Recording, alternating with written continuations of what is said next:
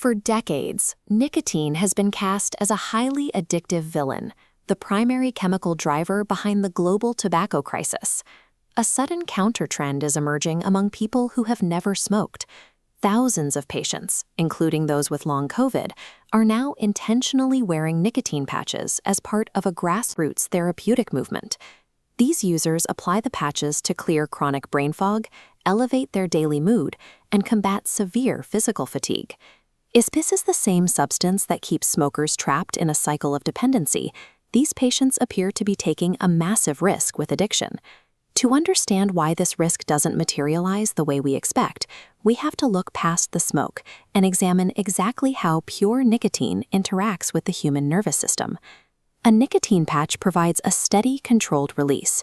Pure nicotine seeps through the dermal layers of the skin and slowly enters the bloodstream, maintaining a consistent level in the plasma.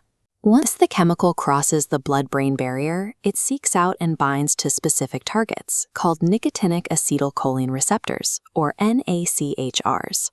This binding triggers the release of dopamine in the nucleus accumbens. This neurochemical shift increases motivation and creates a transient boost in alertness. Nicotine simultaneously suppresses GABA, an inhibitory neurotransmitter. It effectively removes the brain's internal brake on these rewarding signals, allowing the dopamine pathways to run more efficiently. This dual action provides the physiological foundation for the mental clarity and mood elevation reported by users.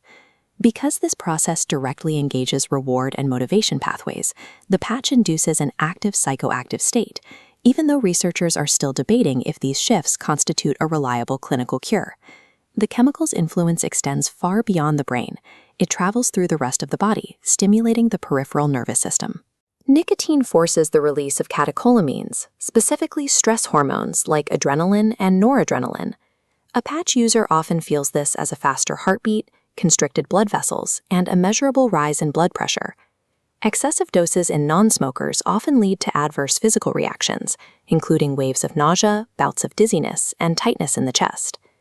Nicotine acts as a potent physical stimulant that puts the entire system under stress, requiring careful management of dosage and timing. If the drug is this physically and mentally potent, we must address the central paradox. Why is patch addiction considered rare? The answer lies in pharmacokinetics, the study of the speed at which a substance is absorbed into the human system. This chart compares the delivery of different products. Combustible tobacco and vapes blast the brain with nicotine in mere seconds, creating an extreme, unnatural spike in blood nicotine levels. This massive spike is followed by a rapid crash. The brain's biological reward loop is specifically wired to crave that extreme, fast-acting peak, creating the cycle of addiction. The patch delivers a slow, steady trickle over 24 hours. It safely elevates neurotransmitters without ever reaching the threshold required to trigger the addictive spike and crash cycle. Dependency is primarily driven by the speed of the delivery system, a fact that separates the chemical's inherent properties from the mechanics of the cigarette. Federal regulators and clinical researchers broadly agree that over-the-counter nicotine patches carry a negligible risk for abuse or long-term dependence. Decoupling the drug from deadly combustion allows science to explore nicotine's therapeutic potential for inflammatory and cognitive diseases in a safe, controlled environment.